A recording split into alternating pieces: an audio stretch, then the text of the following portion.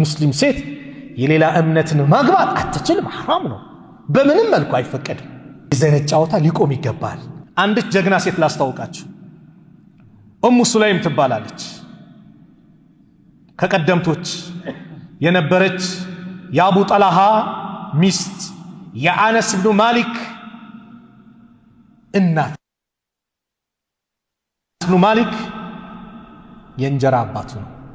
ኡሙ ሱለይም ጀግና ሴት ናት። አቡ ጠልሃን ስታገባው መህሯ ምን እንደሆነ ታውቃላችሁ? አወደዳት። ላግባሽ ሲላት እኔ ማግባት ትፈልጋለህ? አዎ። መህሬን እስልምናን አረጋለሁ፣ እስልምናን ተቀበላለች። መህሬ ምንድነው? ሸሃዳ ነው። ላኢላሃ ኢላላህ ሙሐመድ ረሱሉላህ በል፣ መህሬ ሲሆናል ታገባኛለህ አለች።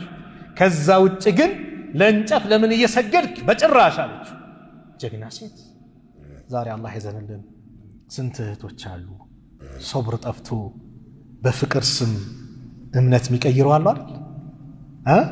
ዛሬ ላይ እኮ አንዳንድ ዘፈን አለ አይደል? አንተም በእምነትህ እኔም በአንቺም በእምነትሽ እኔም በእምነቴ አይነት ነገር የለም። ለኩም ዲነኩም ወሊየ ዲን። ለእናንተም የራሳችሁ ዲን አለ፣ የእኛም የራሳችን ዲን አለ። በዛ ተጓዝ ነው። ሃይማኖት የግል ነው፣ ሀገር የጋራ ነው አይደል? የደርግ መፈክር ላይ አዎ፣ ሃይማኖት የግል ነው። ሃይማኖቱ የሚያዘኝን በደንብ ለተገብር ግዴታ ነው። በሀገር ጉዳይ ግን ሁላችንም አንድ ነን። ሀገራችንን አለማለን ኢስላም አይቃወምም።